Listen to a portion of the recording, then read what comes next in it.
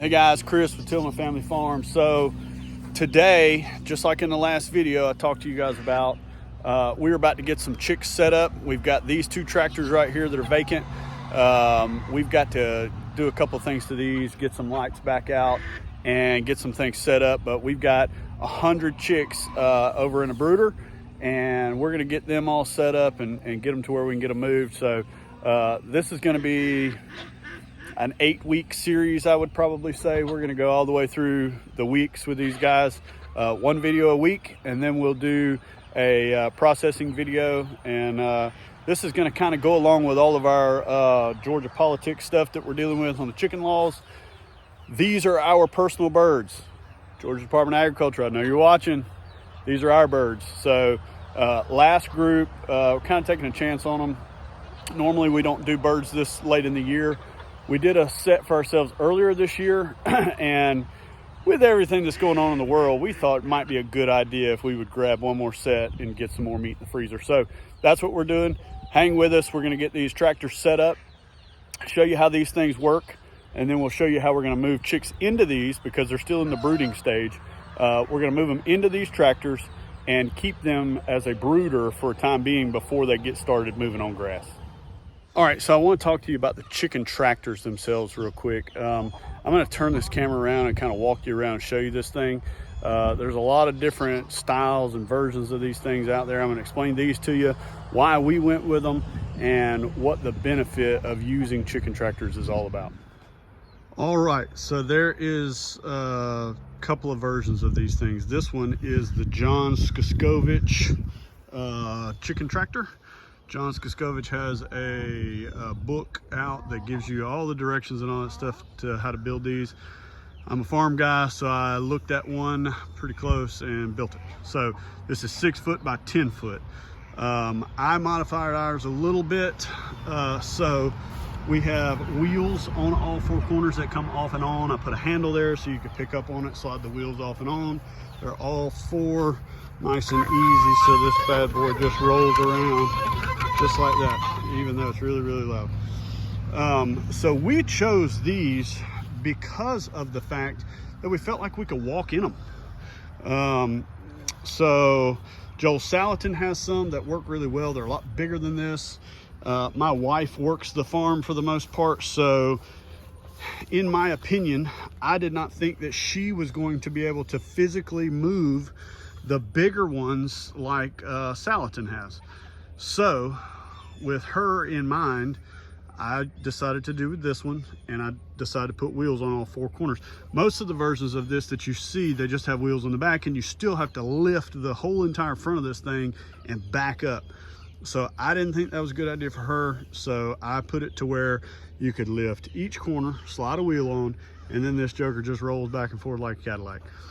Now changing directions is a little different. Normally we both come out here and I'll grab one handle right there and she'll get on the other side, and then we'll just kind of shift it as we want to turn the direction. Okay, so what we're going to do, just like this one, we're going to wrap the bottom of it. We're going to put our tarp back on the roof of it, and as you can see, that one's still got a light hanging in it. So we're going to use the chicken tractors as brooders. We used to brood in that building right there. When we could not do chickens anymore, we didn't have to brood that many at one time, so we started brooding our small groups in the chicken tractors themselves.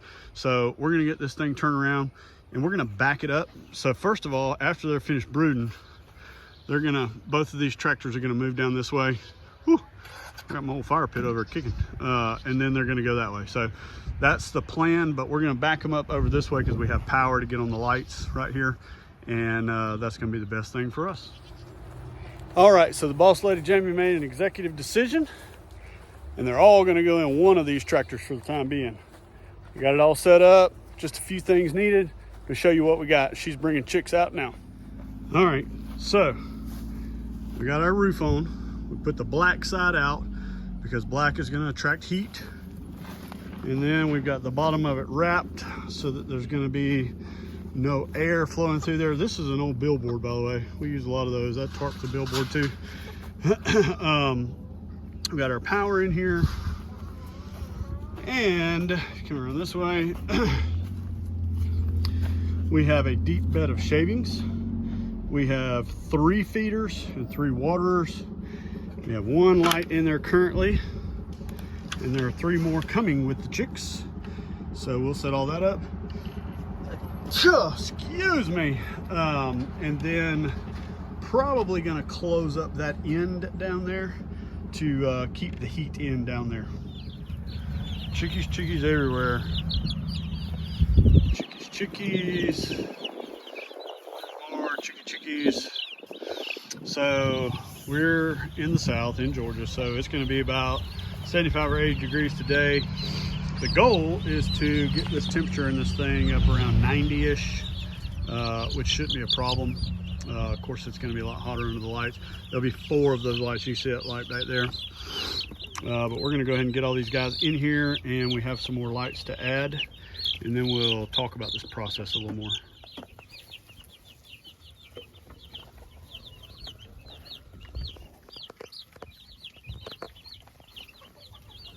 All right, so here's the deal. 101 chicks went into this brooder here. We are going to close up the back of that back there. Going to hold some heat in. I've got a digital thermometer that I'll put out here tonight to make sure that we are getting close to holding the temperatures that we want. Shouldn't have any problems. We put a bunch of lights in there so that they don't pile up on each other. That's a big mistake that a lot of people make. They put 1 or 2 lights in there with a whole bunch of birds, and the birds pile up under the lights trying to get warm, and they end up crushing some of the other birds. So should have plenty of lights in there. The plan is to have them in here for about a week, week and a half, maybe 2 weeks. They'll be good and feathered. We have a second tractor just like this. We're going to split them, and then we will probably split them again. We've got a really big tractor over here. It's like a 10 by 16 that is just on skids that gets pulled with the side by side. So that allows us to grow, if we had everything at max capacity, probably about 150 birds at a time, which for us and the 1 to 1,000 poultry exemption that we've been talking about in all these other videos, that is plenty for us at a time, okay? That gives us a cycle. By the time they're getting processed, we fill these tractors right back up because we've got chicks in a brooder, and then we could grow them right back out. But here's the other part of that. We've never grown 1,000 birds, never have. So, and then there's a point in the year where we grow turkeys. Turkeys grow a lot longer. So we have a netting set up to where the birds can get out into that, which we've considered that for this. With it being late in the season, allowing them to forage, put up a set of netting, bring the big coop in there, or not the big coop, but the big tractor. There's a lot of different ways that you can pasture raise chickens. This is one of them. So I'm gonna flip this camera around. I'm gonna talk to you about the feed and what we do feed wise that makes these birds better than what you get in the store. So let's do that, and then I will kind of walk you the path of where these birds are going to go, what kind of temperatures they're going to see, and how long it's going to take for them to grow out. All right, so this is what we use as a chick starter. All right, they're non-GMOs. The only thing we're worried about, we try not to do any antibiotics, any growth hormones, anything like that. This has some stuff in it that's all natural type stuff for gut health and to get them up and going at a good rate. We're not organic. We're definitely not organic certified, so we don't talk about that kind of stuff, but we naturally raise these birds as best as possible. So they will go into a feed that is GMO free as well, and that's everything that they'll get. And then they'll get grass and bugs, and they get to clean up the bugs and things like that that are out throughout the pasture. We should have good grass. So it's kind of middle to the end of October now. We should have good grass through the end of November. These birds have another 7.5 weeks. So 7.5 weeks, right? So that's going to put them at 8 weeks old. Normally these birds grow out really well in that kind of time. We're a little late, so the temperatures are going to be a little bit different. A lot of times these birds are finicky with heat and humidity and all that kind of stuff, the way they grow. These crazy factory farms, they do all this science stuff, and they push all of that stuff through these houses, and they have ventilation systems to try to keep the humidity and everything exactly like they want it. on top of pushing the hormones and the antibiotics and all that crap. A lot of times these jerkers have had antibiotics before they ever leave the hatchery. It is the craziest thing I've ever seen. So anyhow, this is how we're going to do it. I'm going to show you this grass and all this stuff right through here, because they're going to come down this way and then they're going to turn and go that way and then down to the end of the pasture. So we'll just kind of walk it. How about that? All right, so at the 2-week mark, these guys start getting their tractor moved the length of the tractor, so 10 feet, onto fresh grass every day. At about 6 weeks, they may get moved twice a day. It depends on how much manure is collected. So let's stop right here. So that's how deep that grass is, right? It's deep like that all over. So there are horses in this pasture, which is fine. Anyway, they're gonna move down this way, keep on going, and go down here towards this little riding area where my wife and daughter ride their horses. And then they're gonna turn once we get past this pecan tree, and they will take off down that way. This little pasture right over here is probably, oh gosh, 2.5, 3 acres maybe. And I cannot tell you how many birds have been raised in this pasture over the last, I don't know, 4 or 5 years.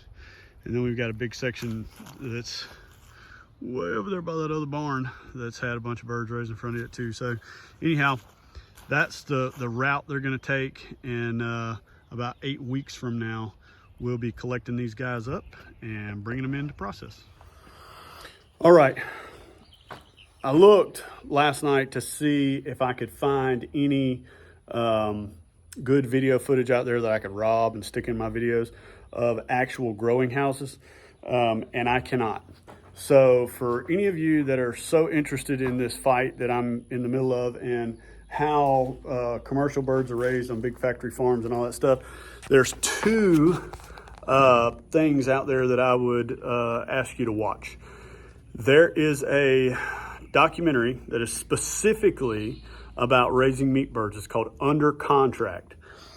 And that particular documentary goes through the whole entire ordeal of farmers that have spent a fortune building chicken houses and putting them on their property. A lot of times it's on family property, and they take out all kinds of loans and things like that.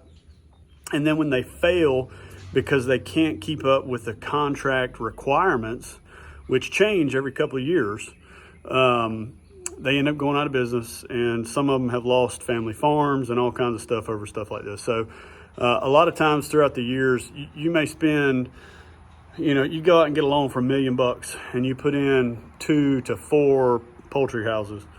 And what happens is that a few years down the road, your facility or your building doesn't meet the standards anymore, and they want you to put in this new ventilation system, or the contract requires you to put in a new feeding system or a new watering system or something along those lines.